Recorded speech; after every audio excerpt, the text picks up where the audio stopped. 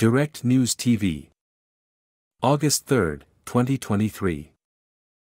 South Korean dog meat farmers face growing push to ban industry. The dogs bark and stare as Kim Jong-il approaches the rusty cages housing the large, short-haired animals he sells for their meat. Kim opens a door and pets one dog's neck and chest. Kim says he's proud of the dog meat farm that has supported his family for 27 years but is upset over growing attempts by politicians and activists to outlaw the business, which he is turning over to his children. It's more than just feeling bad.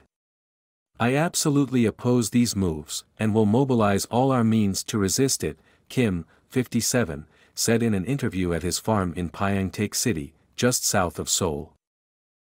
Dog meat consumption is a centuries-old practice on the Korean peninsula and has long been viewed as a source of stamina on hot summer days. It is neither explicitly banned nor legalized in South Korea, but more and more people want it prohibited. There's increasing public awareness of animal rights and worries about South Korea's international image. The anti-dog meat campaign recently received a big boost when the country's First Lady expressed her support for a ban and 2 lawmakers submitted bills to eliminate the dog meat trade. Foreigners think South Korea is a cultural powerhouse.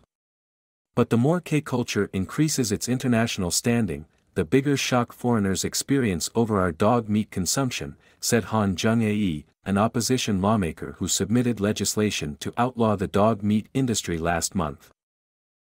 Prospects for passage of an anti-dog meat law are unclear because of protests by farmers, restaurant owners and others involved in the dog meat industry. Surveys suggest that a third of South Koreans oppose such a ban, though most people do not eat dog meat anymore.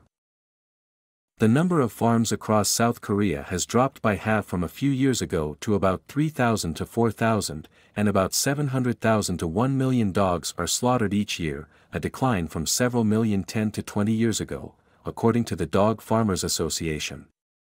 Some activists argue that the farmers' estimates are an exaggeration meant to show their industry is too big to destroy. In late 2021, South Korea launched a government civilian task force to consider outlawing dog meat at the suggestion of then-President Moon Jae-in, a pet lover. The committee, whose members include farmers and animal rights activists, has met more than 20 times but has not reached any agreement, apparently because of disputes over compensation issues. In April, First Lady Kim Ki-hee, the wife of current President Yoon Suk-yeol, said in a meeting with activists that she hopes for an end to dog meat consumption. Farmers responded with rallies and formal complaints against Kim for allegedly hurting their livelihoods. Han, the lawmaker, said she highly positively appraises influential figures speaking out against dog meat consumption. Han said her bill offers support programs for farmers who agree to close their farms. They would be entitled to money to dismantle their facilities, vocational training, employment assistance and other benefits, she said.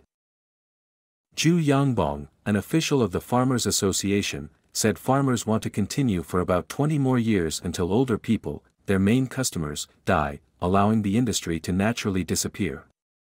Observers say most farmers are also in their 60s or 70s.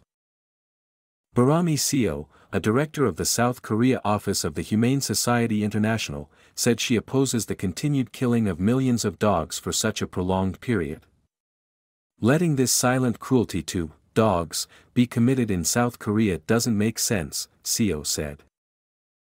Dog meat consumption is too anachronistic, has elements of cruelty to animals and hinders our national growth, said Cheon Jin-kyung, head of Korea Animal Rights Advocates in Seoul. My name is Kingsley. Please like, share, subscribe and hit that notification bell so you can be the first to be notified whenever we post. You won't regret it.